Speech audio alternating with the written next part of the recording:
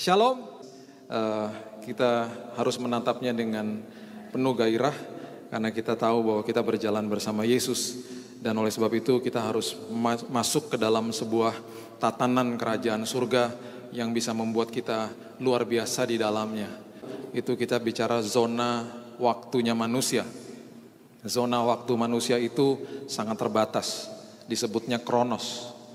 Kronos itu betul-betul membatasi kita. Kita dibatasi sama umur, kita dibatasi sama waktu. Satu hari ada 24 jam, satu tahun ada 365 hari, dan kita semua nggak bisa keluar dari situ. Dan kita dibatasi waktu. Di dalam kota demi kota juga ada zona waktunya, time zone. Kemarin saya terbang dari Singapura kemarin sore, langsung ke Surabaya, tiba di sini jam 8 malam. Punya perbedaan waktu 1 jam. Jadi sampai Surabaya langsung harus ganti semua waktu biar semuanya tepat. Karena saya harus pasang alarm tadi pagi, harus bangun on time. Kalau enggak nanti kebablasan, waktunya salah. Kalau saudara pernah terbang dari benua Amerika, bisa 12 sampai 16 jam perbedaan waktu. Makanya ada istilah namanya jet lag. Saudara harusnya tidur ketika sampai di Indonesia siang hari. Jadinya ngantuk siang hari. Dinamakan jet lag karena ada perbedaan waktu yang harus kita alami, dan itu adalah zona-zona waktu yang kita terbatas dan terkurung di dalamnya. Tapi kita menyembah Tuhan yang tidak bergerak di dalam zona waktu manusia, dia bergerak di dalam zona waktu kerajaan surga. The kingdom zone atau kingdom time zone. Kerajaan surga mempunyai waktu yang disebut kairos. Nah, kairos ini luar biasa. Dia tidak ada past, present, and future. Tidak ada masa lalu, sekarang, dan seterusnya. Dia adalah time zone di mana zona waktunya itu betul-betul tidak dibatasi oleh apapun. Karena Tuhan adalah Tuhan yang tidak terbatas. Oleh sebab itu ketika kita bisa masuk ke dalamnya, kita bisa mengalami hal-hal yang dahsyat. Tapi saya hidup di dalam kairosnya Tuhan, waktunya Tuhan, time zone-nya Tuhan. Bagaimana saya bisa melakukan itu? Saya harus ada di dalam tempat yang aman dan nyaman, supaya saya bergerak di dalam kemenangan demi kemenangan. Buka bersama-sama saya di Lukas pasal yang ke-10 ayat 38 sampai 42. Lukas 10 ayat 38 sampai 42. Firman Tuhan katakan begini. Ketika Yesus dan murid-muridnya dalam perjalanan, tibalah ia di sebuah kampung. Seorang perempuan yang bernama Marta menerima dia di rumahnya.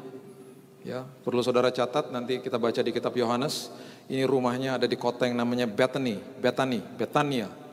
Itu ada di sebelah timur kota Yerusalem. Ya, Betani. Perempuan itu mempunyai seorang saudara yang bernama Maria. Maria ini duduk dekat kaki Tuhan. Garis bawahi kata-kata ini. Duduk dekat kaki Tuhan dan terus mendengarkan perkataannya.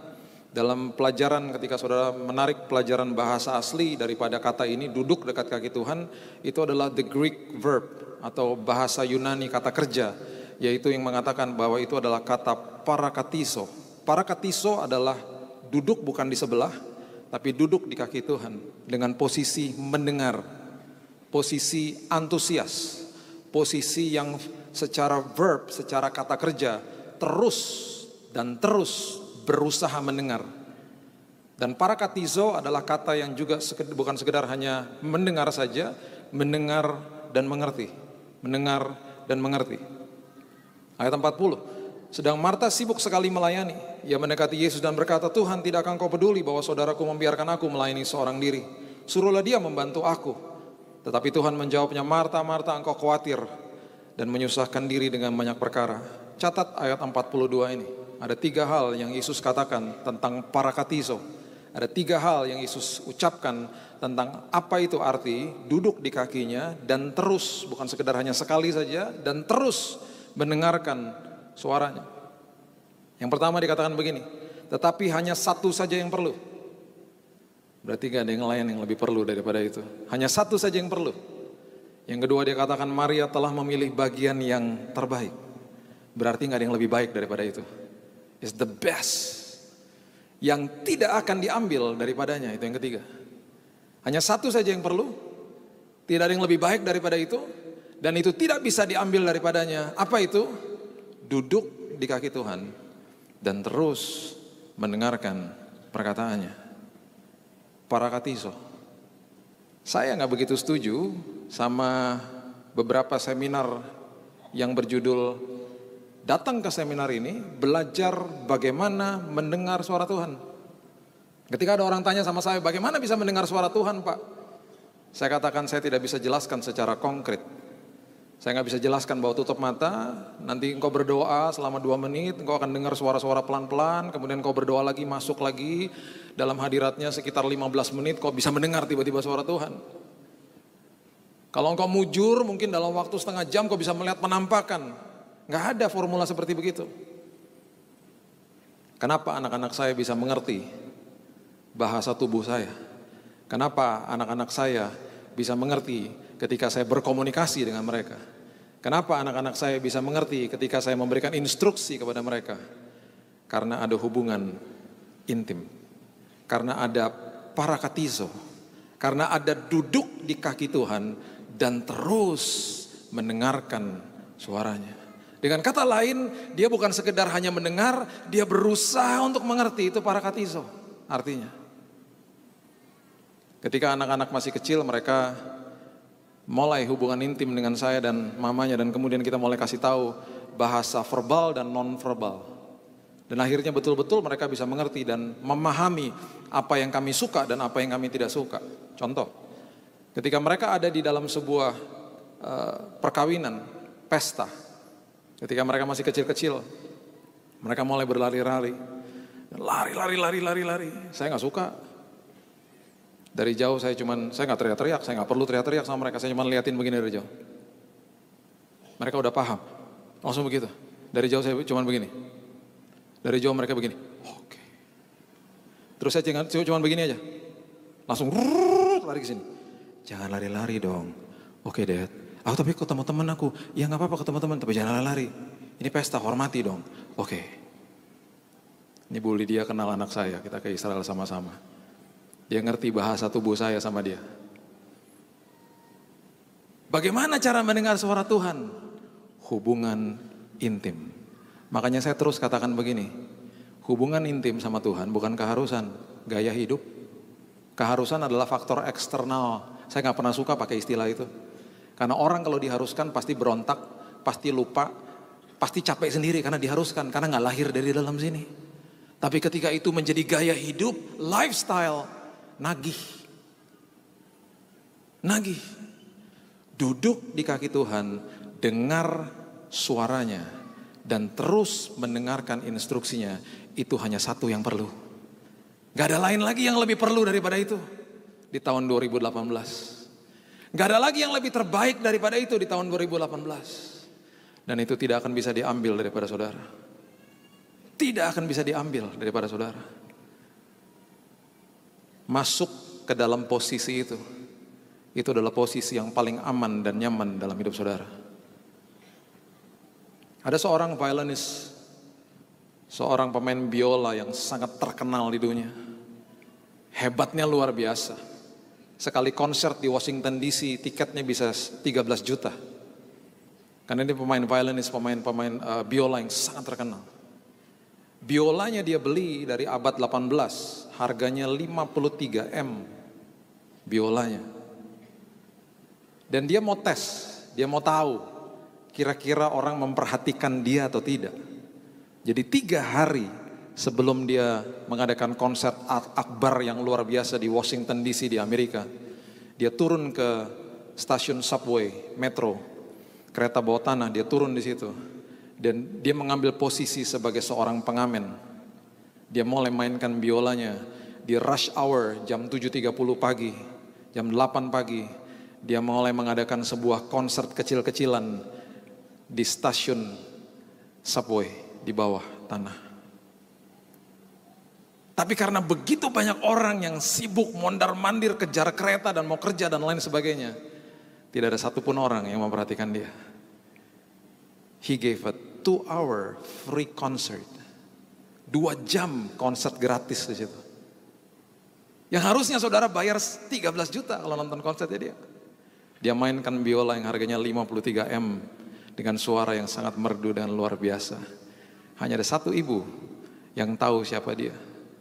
Dan ibu itu stop, terkagum-kagum. Wow, Anda adalah orang yang 3 hari lagi akan konser. Ya. Wow. Dia berdiri depan ibu itu, depan bapak itu. Dia nonton konser gratis selama 2 jam.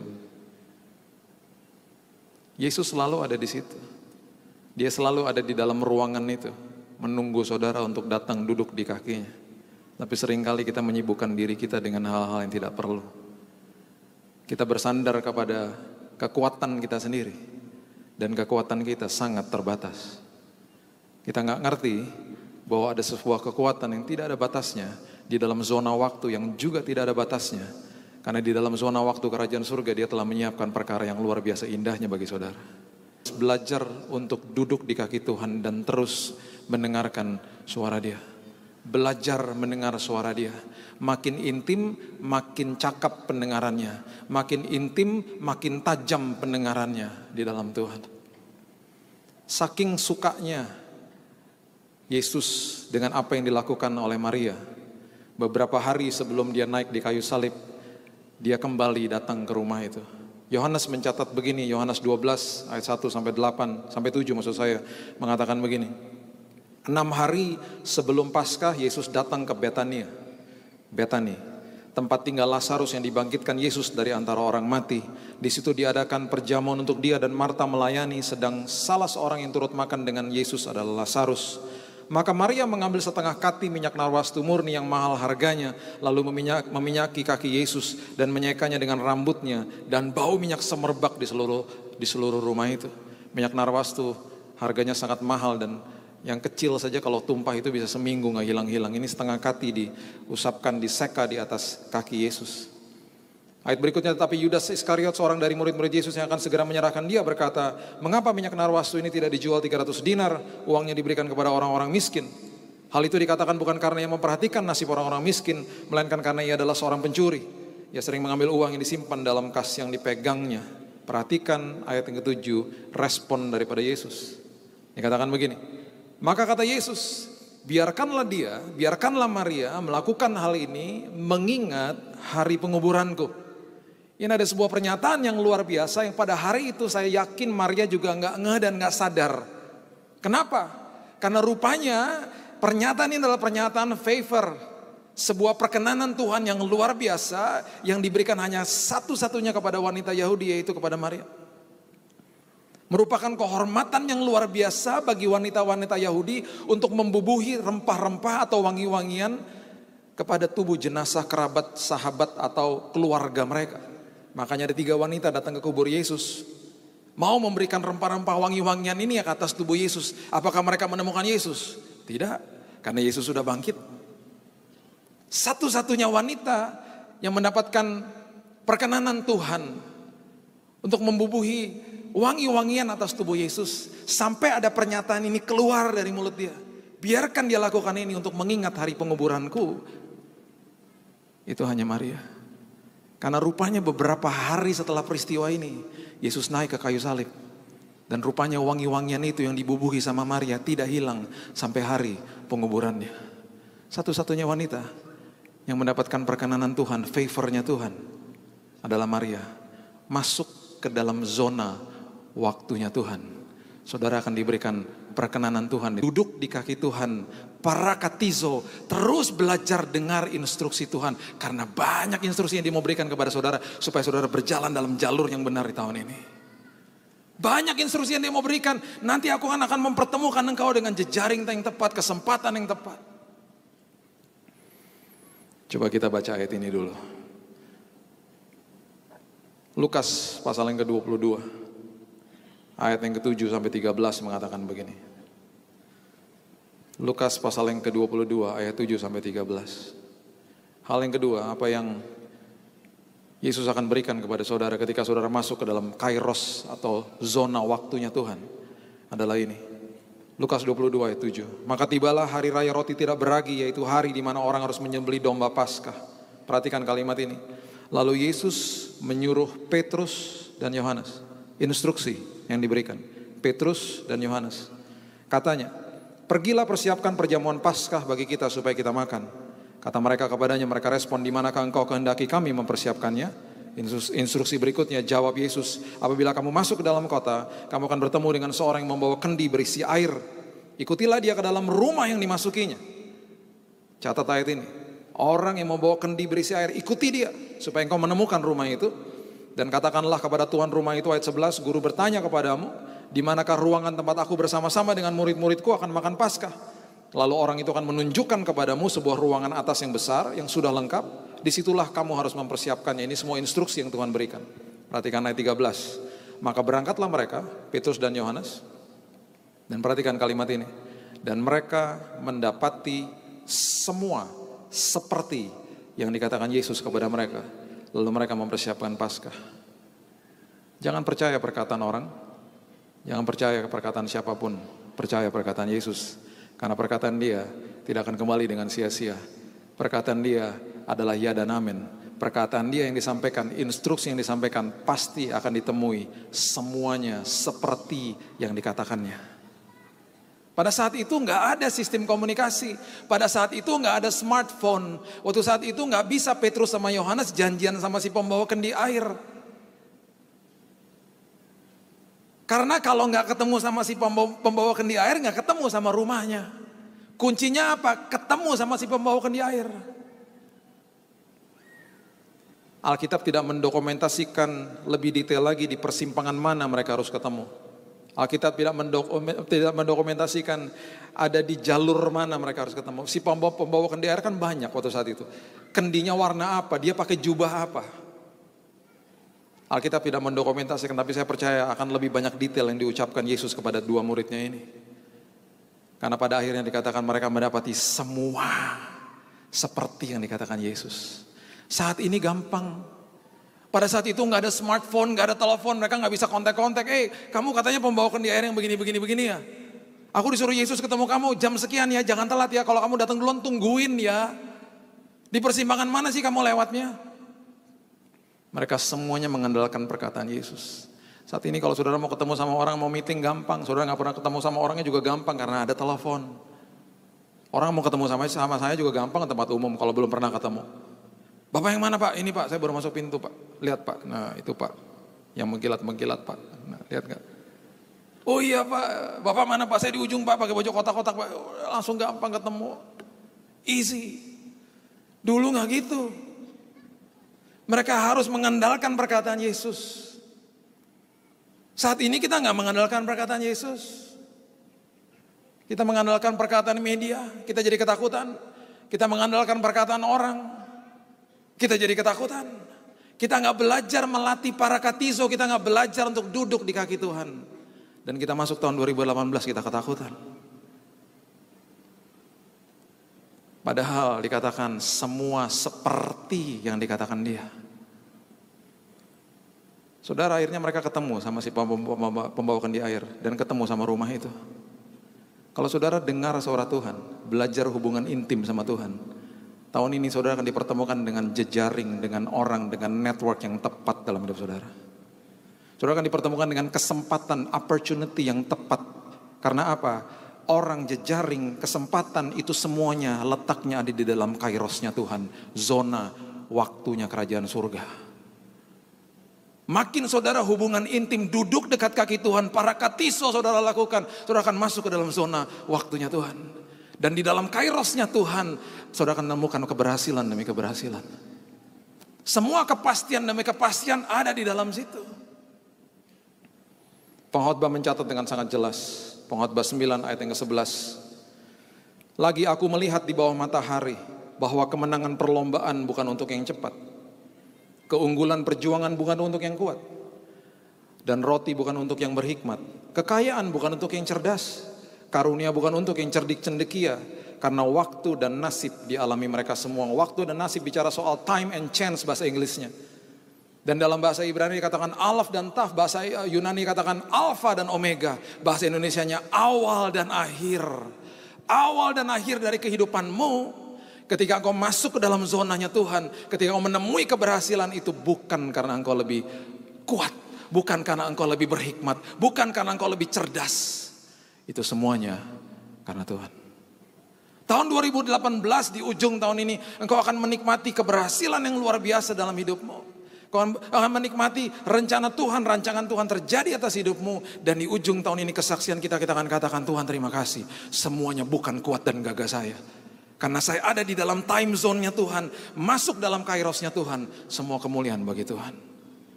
Karena di dalam time zone-nya Tuhan, di dalam waktunya Tuhan, ada kesempatan yang dia sudah siapkan bagi saudara.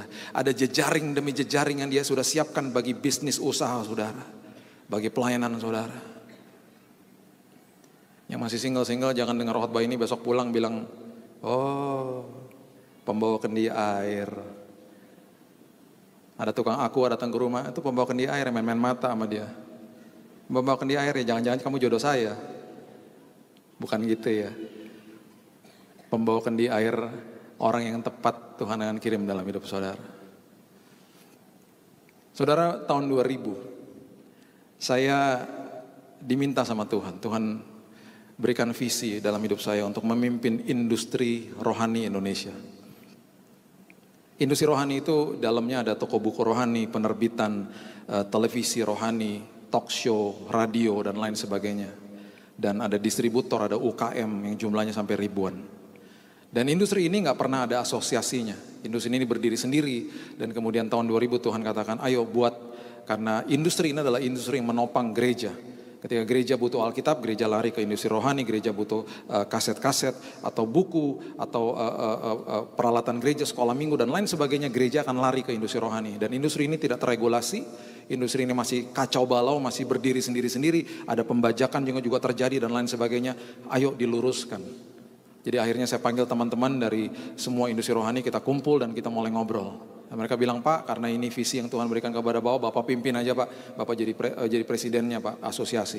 Oke, saya jalankan itu. Dan kemudian saya bilang, Tuhan udah terbentuk ya.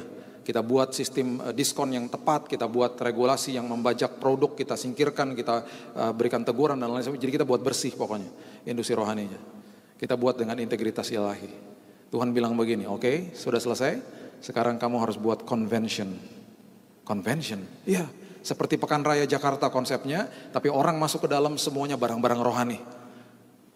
Kasih tahu gereja, undang gereja, supaya gereja tahu bahwa ada industri rohani yang bergerak di Indonesia.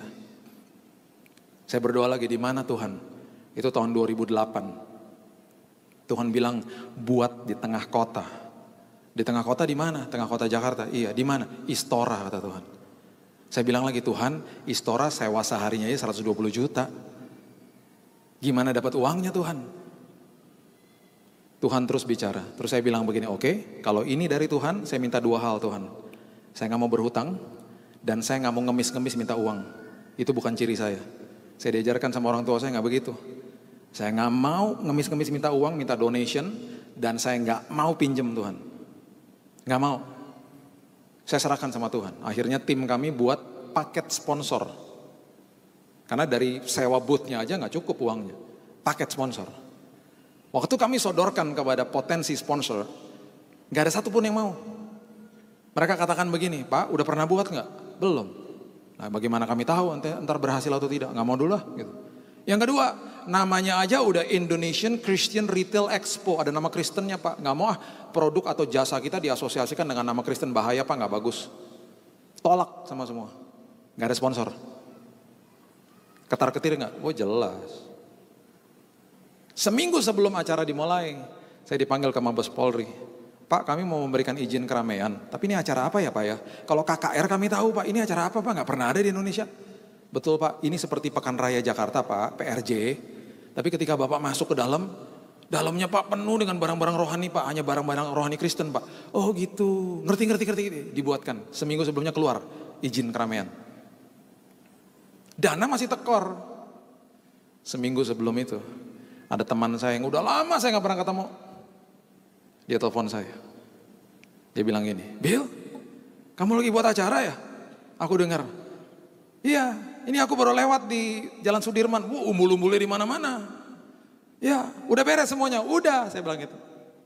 Keuangannya udah beres. Nah, itu belum, saya bilang gitu. Kamu kenapa nggak ngomong? Saya malu ngomongnya. Saya nggak tipe minta-minta soalnya. Berapa sisanya? Saya sebutkan angkanya. Dia bilang gini loh, aku tuh telepon karena aku tergerak. Besok datang deh ke kantor atau kirim orang juga nggak apa-apa. Aku tutup semuanya ya. Terus saya bilang gini loh, jangan, ntar saya balikinnya gimana? Orang ini sponsor aja nggak ada, nggak usah balikin. Saya mau nabur kok. Dan jangan sebut nama saya. Acaranya berhasil tanpa hutang. Di cover sama Tuhan. Bagi saya, dia adalah si pembawa kendi air yang Tuhan kirim tepat pada waktunya. Dia adalah pembawa kendi air yang lewat dalam hidup saya. Dan saya dipertemukan sama dia. Habis setelah acara itu gak pernah ketemu lagi. Gak pernah ketemu lagi. Cuman kontak-kontak lewat WA aja, gak pernah ketemu lagi. 6 bulan setelah itu saya dipanggil ke Amerika. Karena yang hadir di acara itu 15.000 orang. Di Amerika selalu setiap tahun kami punya acara bersama-sama karena semua asosiasi dari seluruh dunia kumpul. Dan mereka membuat acara besar tahunan di sana. Yang waktu saya hadir, dari Indonesia, saya dari Indonesia dipanggil ke depan. Dia bilang begini, kami mau memberikan penghargaan bagi Indonesia. Dan kami minta supaya Bapak ini memberikan speech di depan. Karena kami mau menyatakan bahwa convention pertama yang diadakan di Indonesia, convention Kristen itu adalah convention yang terbesar di Asia. Mengalahkan Singapura, Hong Kong, Korea, dan lain sebagainya. Sudah bertahun-tahun mengadakan begitu. Kami mau tahu, kok negara di mana kalian itu minoritas, kok bisa buat convention besar begitu? Saya maju di atas, saya bilang begini. Itu bukan karena saya lebih cerdas, bukan karena saya lebih kuat, bukan karena saya lebih berhikmat. Saya kutip Pengkhotbah 9 ayat 11. Alaf dan Taf, Alfa dan Omega, awal dan akhir, semuanya karena Tuhan. Bukan karena saya. Semuanya karena saya masuk di dalam time zona waktunya Tuhan. Masuk di dalam kairosnya Tuhan.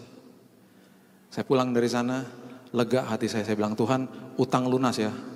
Selesai ya Tuhan. Tuhan bilang begini, enak aja. Itu baru permulaan. Sekarang harus siap-siap buat yang kedua. Aduh Tuhan. Gak bisa ngeles, akhirnya tahun 2011 harus buat yang kedua. Yang kedua Tuhan bilang jangan buat di Istora, sekarang buat di Kelapa Gading.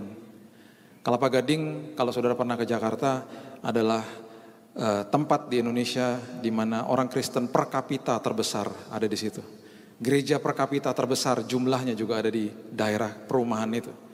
Ada 167 pintu gereja, ada 400 kebaktian yang terjadi di Kelapa Gading setiap hari Minggu.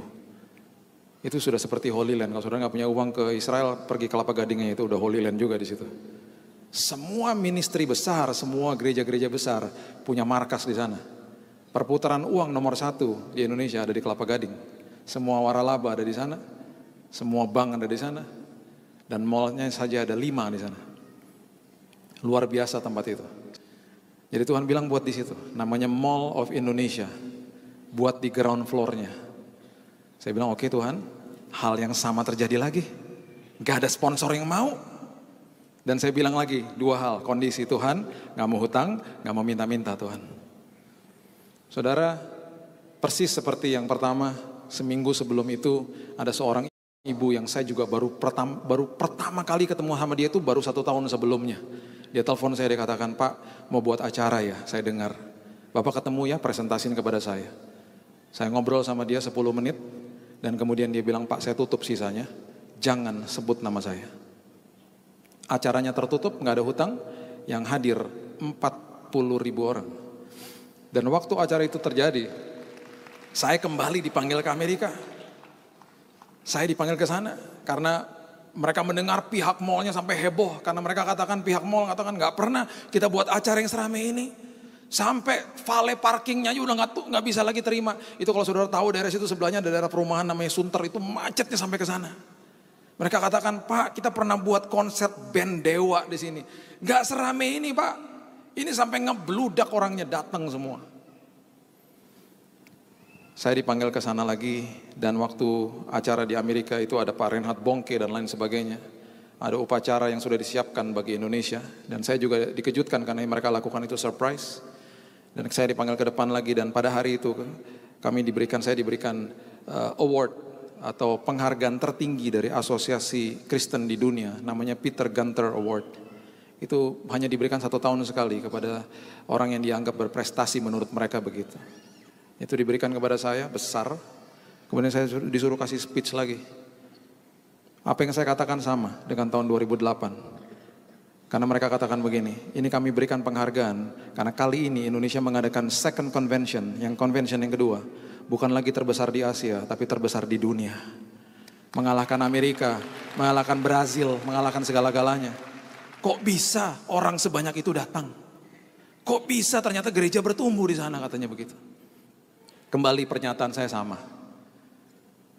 Alaf dan Taf, Alfa dan Omega, awal dan akhir. Bukan karena saya lebih cerdas, bukan karena saya lebih kuat, bukan karena saya lebih berhikmat. Semuanya karena Tuhan. Itu aja, kiat-kiatnya hanya itu. Udah gak ada yang lain karena saya masuk ke dalam zona waktunya Tuhan. Kairosnya Tuhan, di dalam kairosnya Tuhan, dia pertemukan dengan orang jejaring yang tepat, dia pertemukan dengan kesempatan yang tepat. Saya pulang ke Indonesia, dan sampai hari ini, penghargaan yang besar itu, gak pernah saya pajang. Penghargaan itu sudah debuan ada di bawah meja saya. Kalau saudara mau silakan ambil buat talentan silakan. Saya nggak butuh karena ada nama saya di situ. Kolega saya, keluarga saya bilang sama saya, itu penghargaan tertinggi loh. Kenapa kamu nggak bangga, taruh dong di tembokmu. Saya bilang saya nggak akan pernah bangga. Karena semua keberhasilan itu bukan karena saya. Kalau nama di piagam itu diganti dengan Yesus Kristus baru saya pajang. Karena ada nama saya di situ saya tidak akan pernah pajang. Udah debuan, saya nggak peduli, saya nggak pernah lihat lagi. Bukan saya nggak menghargai mereka memberikan itu, bukan. Tapi saya tahu keberadaan posisi saya di mana. Karena semua keberhasilan itu karena Kristus. Semuanya karena Tuhan. Semuanya karena saudara dan saya masuk ke dalam zona waktunya Tuhan. Yuk kita parakatiso tahun ini. Kita duduk dekat kaki Tuhan dan kita terus belajar dengar suara Tuhan. Hidup intim. Simple, sederhana, tapi seringkali dilupakan sama kita. Kita sibuk ngurusin yang lain-lain, kita lupa. Kita lewati orang yang lagi konser, kasih konser gratis. Kita lupa, dia tunggu di ruangan itu. Kalau saudara datang meeting, seringkali saudara datang orangnya belum datang. Tapi ketika saudara masuk ke dalam ruangan itu, di mana saudara berhubungan intim dengan Tuhan, dia tidak pernah telat. Dia selalu ada di situ, dia tunggu saudara. Yang telat siapa? Kita yang telat. Duduk di kaki Tuhan dan terus dengarkan suara Tuhan. Saya tutup dengan kebenaran ini saudara. Ironis. Tapi saya percaya di tempat ini gak begitu. Markus 4 ayat 35 sampai 41 mengatakan begini. Markus 4 ayat 35 sampai 41. Murid-murid Yesus yang dekat dengan Tuhan adalah gambaran bagaimana gereja yang selalu mengatakan bahwa saya juga dekat dengan Tuhan. Saya datang ke gereja. Tapi banyak orang di gereja tidak mengerti bagaimana mereka hidup intim. Mereka gak ngerti mereka duduk di kaki Tuhan. Mereka gak ngerti bagaimana mereka belajar mendengarkan suara Tuhan. Markus 4 ayat 35, pada hari itu waktu hari sudah petang, Yesus berkata kepada mereka, marilah kita bertolak ke seberang. Perhatikan kalimat ini. Marilah kita bertolak ke seberang. Yang keluarkan kata-kata itu siapa? Yesus. Ketika Yesus mengeluarkan sebuah kata, itu adalah firman yang tidak akan kembali dengan sia-sia. Harusnya murid-muridnya sadar. Harusnya murid-muridnya kenal siapa dia. Harusnya murid-muridnya tahu bahwa firman yang dikeluarkan tidak akan kembali dengan sia-sia. Itu ada bobotnya. Berbobot. Has a weight on it. Ada anointing on it. Jadi waktu Yesus katakan marilah kita bertolak ke seberang, itu ada artinya. Gak seperti waktu saya katakan, kalau saya kata yuk kita bertolak ke seberang. Saya gak pernah bisa kasih jaminan sama saudara bahwa kita pasti sampai ke seberang dengan selamat. Gak bisa. Tapi ketika Yesus yang bicara marilah kita bertolak ke seberang, itu artinya kita pasti sampai ke seberang dengan selamat. Karena Yesus yang kasih tahu, Yesus yang ngomong, Yesus yang bicara, firman yang keluar. Setiap kali firman yang keluarkan dari mulutnya ada jaminan. Kenapa dia katakan begini? Karena memang dia mungkin sedang capek, dia sebentar lagi akan mau tidur. Apakah dia tahu akan ada badai? Tahu. Apakah dia tahu sebentar lagi akan badai menyembur masuk ke dalam perahu itu? Dia tahu nggak? Tahu, dia maha tahu kok. Dia tahu, oleh sebab itu dia keluarkan firman-Nya. Supaya apa? Firman-Nya memproteksi mereka semuanya. Itu maksudnya. Ini ayat ini walaupun sepotong bobotnya luar biasa. Murid-muridnya nggak sadar, cuman dianggap kata-kata biasa. Marilah kita bertolak ke seberang, seperti kata-kata orang biasa. Enggak, ini keluar dari mulut dia kok. Marilah kita bertolak ke seberang. Kalau Billy Lantang yang mengeluarkan kata-kata itu, nggak ada jaminan. Tapi kemarilah kita bertolak ke seberang. Kalau Yesus yang mengeluarkan kata-kata itu sama dengan kita pasti sampai ke seberang dengan selamat. Itu bedanya. Ayat 36. Mereka meninggalkan orang banyak lalu bertolak membawa Yesus beserta dengan mereka dalam perahu di mana Yesus telah duduk, dan perahu-perahu lain juga menyertai dia. Nah, terjadi nih. Lalu mengamuklah taufan yang sangat dahsyat. Ombak menyembur masuk ke dalam perahu sehingga perahu mulai penuh dengan air. Pada waktu itu Yesus sedang tidur di buritan di sebuah tilam. Kalau murid-muridnya sadar dan ngerti kata-kata dia, marilah kita bertolak ke seberang, yang artinya kita pasti sampai ke seberang dengan selamat, jangan dibangunin. Jangan dibangunin, pasti sampai kok ke seberang dengan selamat walaupun ombaknya menyembur masuk. Ini enggak.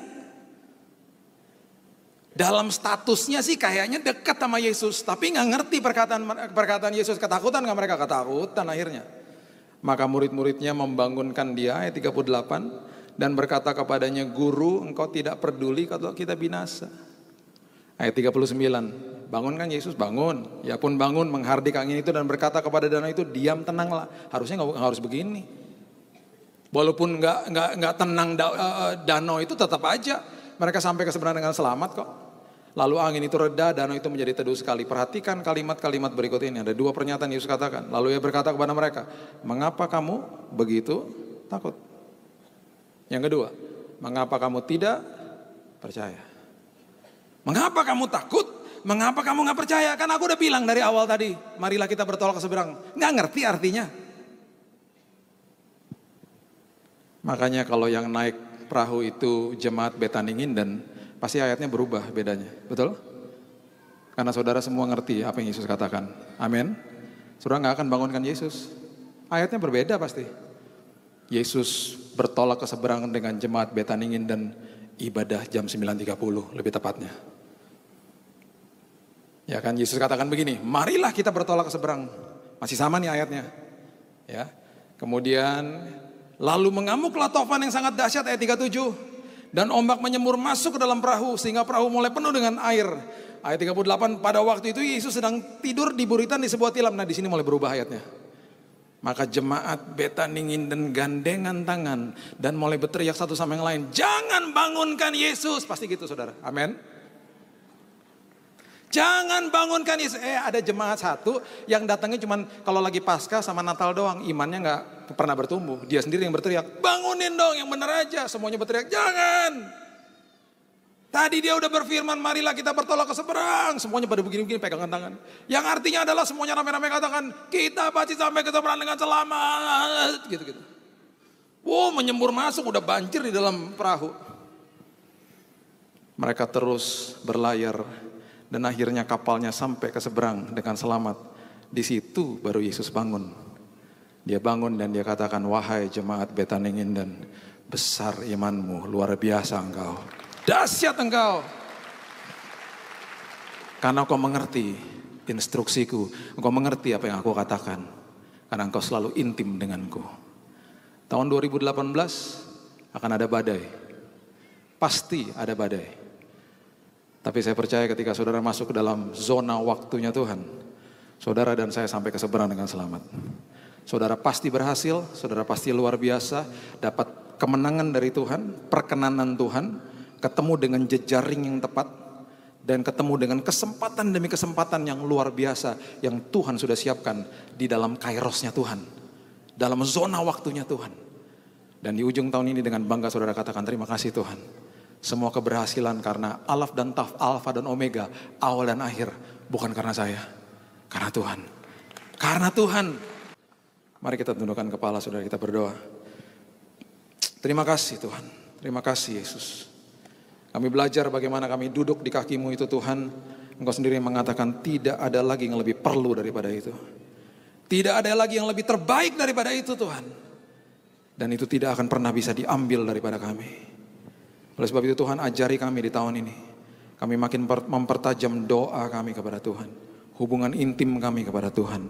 Duduk di kaki Tuhan dan terus mendengarkan suara Tuhan. Parakatiso. Dan belajar untuk mendengar suara Tuhan. Dan kami percaya Tuhan, perkenanan Tuhan terjadi. jejaring yang tepat Engkau akan kirim. Si pembawa kendi air itu akan lewat dalam hidup kami. Dan ada kesempatan-kesempatan yang luar biasa. Dan walaupun ada badai Tuhan, kami akan sampai ke seberang dengan selamat. Karena tangan penyertaan Tuhan selalu bersama-sama dengan kami. Tuhan, terima kasih. Semua yang terjadi, semua keberhasilan yang terjadi, semuanya karena Yesus. Bukan karena kami cerdas, bukan karena kami lebih kuat, bukan karena kami lebih berhikmat, tapi semuanya karena Yesus. Meteraikan ini dalam hidup kami Tuhan. Kami mau masuk dalam zona waktunya Tuhan. Kami mau ada di dalam posisi yang paling aman dan nyaman di tahun 2018. Di kaki Tuhan, mendengarkan suara Tuhan. Dan kami percaya, kehidupan kami di tahun yang baru ini menjadi perkasa. Ketika kami bersandar kepada dompet kami sendiri, semuanya terbatas. Tapi ketika kami bersandar kepada Tuhan, semuanya menjadi tidak terbatas Tuhan. Kami serahkan hidup kami dalam tangan Tuhan. Meteraikan ini kepada jemaat-Mu di tempat ini Tuhan. Dan hanya di dalam satu nama Yesus Kristus, kami sudah berdoa, mengerti, dan juga diberikan kuasa untuk melakukan firman Tuhan. Dan kita sama-sama kita katakan, amin.